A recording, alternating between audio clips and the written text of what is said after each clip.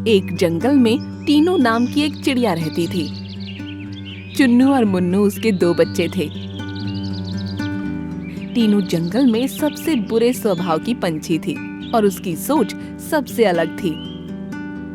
बच्चों, अब तुम लोग उड़ना सीख चुके हो और अब समय आ गया है मैं तुमको सही और गलत का ज्ञान दूं। जी मम्मी, हम भी चाहते हैं कि आप हमें शिक्षित करना शुरू कर दो। तुम लोग मेरे साथ आओ। ये सुनकर वो दोनों उसके पीछे हो लिए। रास्ते में कई पक्षियों के घोंसले पड़े, जिसमें कौवा, चील, तोता, मैना, कई ऐसे पक्षी थे। सभी टीनू के साथ उसके बच्चों को उड़ता देख रहे थे, लेकिन टीनू किसी से भी बात किए बिना आगे बढ़ती जा रही थी। फिर एक डाल पर जाकर रुक गई, अपने बच्चों से बोली, बच्चों, अभी रास्ते में कितने ही पक्षी मिले, लेकिन मैंने उनसे कोई बात नहीं की। ऐसा इसीलिए क्योंकि जब हम किसी से बातचीत करते हैं तो वक्त आने पर हमें उनकी मदद भी करनी पड़ती है और फिर हमें मुश्किलों का सामना करना पड़ता है। ये हमारे लिए ठीक बात नहीं होगी। हम समझ गए मम्मी, हमें किसी से बोलचाल नहीं रखनी चाहिए, न ही उनकी मदद करनी चाहिए। बिल्कुल ठीक। अब तुम सामने देखो। दोनों ने सामने देखा तो एक पेड़ पर एक घोंसले में मिनकी कबूतरी बैठी थी और उसके पास ही एक सेब रखा था। सब पक्षी बड़ी मेहनत करके मुसीबत पीट कर खाना ढूंढते हैं, लेकिन मेरा खाने का इंतजाम करने का अलग तरीका है। ये कहकर उसने उन दोनों को कुछ समझाया। वो उसी पेड़ पर छिपी रही और चुन्नू मुन्नू मिनकी कबूतरी के पास रोते बिलखते पहुँचे। मिनकी मौसी, जल्दी हमारे साथ चलो, मम्मी के पंख में बहुत बुरी तरह चोट आई है। उन्होंने कहा कि हम जल्दी से आपको बुला लाएं। अरे, उसको चोट आई है, बेचारी बहुत दर्द में होगी। तुम लोग यहीं रुको, मैं पहले नीली पहाड़ी से जड़ी बूटी लेकर आती हूँ, फिर तुम दोनों के साथ तुम्हारे घोंसले पर चलूंगी। ठीक है मौसी। मिनकी कबूतरी नीली पहाड़ी पर निकल गई। फिर टीनू ने उसके घोंसले से सेब उठाया और अपने घोंसले पर ले आई। तीनों माँ बेटों ने मिलकर उसे खूब मजे से खाया। मिनकी कबूतरी बड़ी मेहनत करके नीली पहाड़ी से जड़ी बूटी वाला पत्ता तोड़कर लाई, लेकिन उसने पाया कि उसके घोंसले पर चुन्नू मुन्नू नहीं है और उसका खाना भी गायब है। उसे सब समझ आ गया। इन बच्चों ने मुझे बेवकूफ बनाकर मेरा खाना चुराया। कितनी गलत बात है। माँ तो माँ, उसके बच्चे भी झूठे निकले। कई दिन इसी तरह गुजर गए। टीनू और उसके बच्चे पूरे जंगल में झूठे मक्कार के नाम से मशहूर हो गए। एक दिन ये तीनों बाज के घोंसले से खाना चुराने पहुँचे। बाज ने इनको आखिरी समय पर देख लिया और बोला, भागो यहाँ से।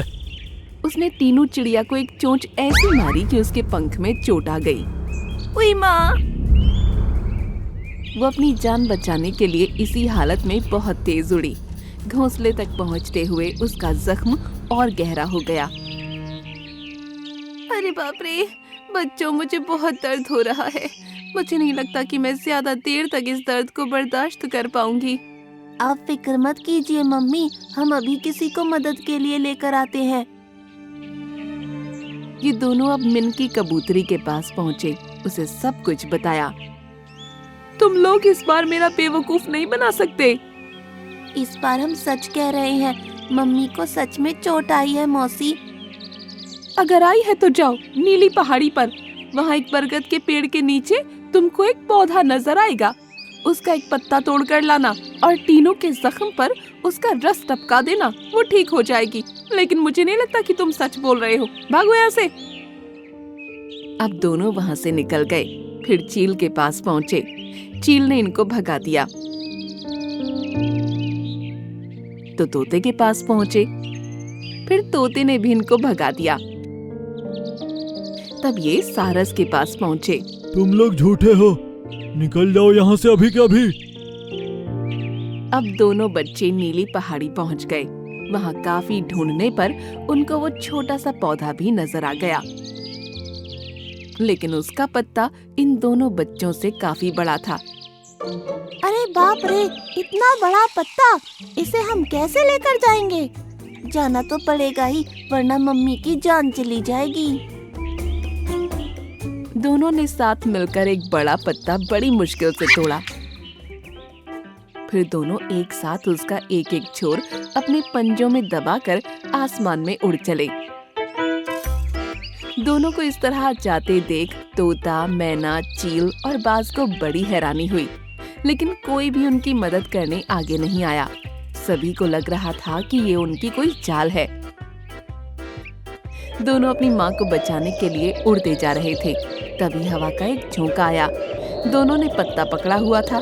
तेज हवा के झोंके से पत्ता पीछे जाने लगा और साथ ही दोनों बच्चे भी पीछे पहुँच गए। भैया, हम तो पीछे जा रहे हैं। कुछ भी हो जाए, पत्ते को नहीं छोड़ना।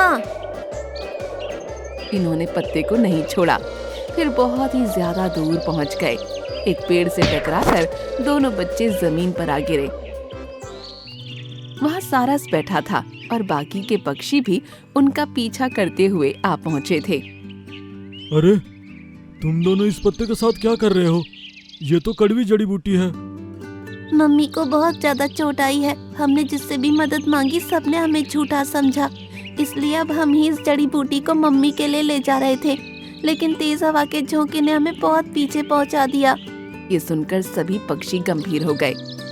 काश हम तुम्हारी मदद कर पाते, लेकिन हमें यकीन नहीं हो रहा कि तुम सच बोल रहे हो। कोई बात नहीं, अब हम पर भरोसा मत करो, यही हमारी सजा है। अगर पहले से ही जंगल वासियों के साथ हम घुल मिलकर रहते, अपनी मेहनत का खाते, तो आज हम इतनी बड़ी मुसीबत में नहीं पड़ते। सब लोग हमारा साथ देते। ये कहकर दोनों फिर से पत्ते को पकड़कर बड़ी मुश्किल से आसमान की ओर उड़ने लगे। सभी पक्षियों ने एक दूसरे की तरफ देखा। फिर वो सभी इनके पीछे हो लिए। सारस ने पत्ता अपने पंजों में दबा लिया। ये देखकर दोनों बच्चों के चेहरे पर मुस्कान छलक आई। अरे वाह, आप सभी हमारी मदद के लिए आ गए। हाँ, हमें लग रहा है तुम सच बोल रहे हो और अपनी गलती का एहसास भी कर चुके हो, इसलिए अब हम तुम्हारी मदद करने के लिए तैयार हैं। ये सुनकर अब उन दोनों को बहुत खुशी हुई। सभी पक्षी टीनू के घोंसले पर पहुँचे। देखो माँ, हमारे प्यारे दोस्त आपको ठीक करने के लिए जड़ी बूटी लेकर आए हैं। सारस ने उस पत्ती को अपनी चोंच में दबाया और उससे कुछ बूंदें टपककर टीनू चिड़िया के जख्म पर गिर गईं। कुछ ही मिनटों में टीनू का घाव ठीक हो गया। मैं अब ठीक महसूस कर रही हूँ। दोनों बच्चे अपनी माँ से लिपट गए और टीनू बोली, आज मुझे मेरी गलतियों का एहसास हो गया है। आज से मैं और मेरे बच्चे जंगल के बाकी पक्षियों की तरह मेहनत करके खाएंगे और सबसे मिलजुल कर रहेंगे। इस तरह टीनू चिड़िया ने अपनी सोच बदली और वो भी अब अच्छे पक्षी की तरह रहने लगे।